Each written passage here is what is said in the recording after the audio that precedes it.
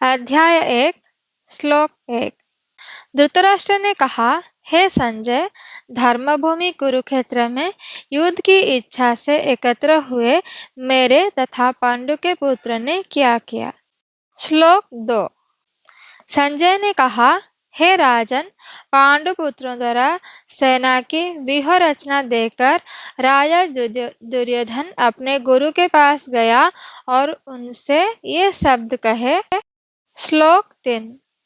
हे आचार्य, पांडु पुत्रों की विशाल सेना को देखें जिसे आपके बुद्धिमान शिष्य द्रुपद के पुत्र ने इतने कौशल से व्यवस्थित किया है। श्लोक 4। इस सेना में भीम तथा अर्जुन के समान युद्ध करने वाले अनेक वीर धनुर्धर हैं तथा महारथी युयुधन, विराट तथा द्रुपद। श्लोक 5। इनके साथ ही धृष्टकेतु, चेकितान, काशीराज, पुरुजित, कुंतीभोज तथा शैव्य जैसे महान शक्तिशाली योद्धा भी है। श्लोक 6।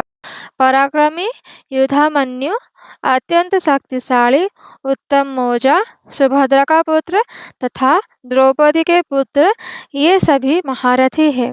श्लोक 7। किंतु हे ब्राह्मण श्रेष्ठ, आपकी सूचना के लिए मैं अपनी सेना के उन नायकों के विषय में बताना चाहूँगा जो मेरी सेना को संचालित करने में विशेष रूप से निपुण है। श्लोक 8। मेरी सेना में स्वयं आप, भीष्म, कर्ण, कृपाचार्य, अश्वत्थामा, विकर्ण तथा सोमदत्त का पुत्र भूरिश्रवा आदि हैं जो युद्ध में सदैव विजयी रहे हैं। श्लोक 9।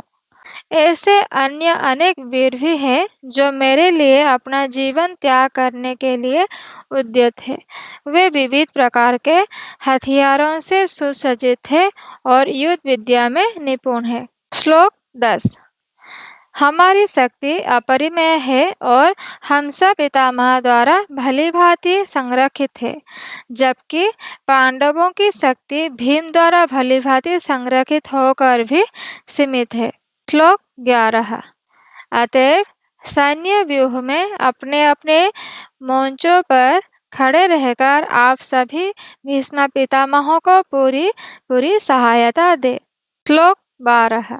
तब कुरुवंश के वयोवृद्ध परम प्रतापी एवं वृद्ध पितामह ने सिंह गर्जना की सी ध्वनि करने वाले अपने शंख को उच्च स्वर से बजाया, जिससे दुर्योधन को हर्ष हुआ।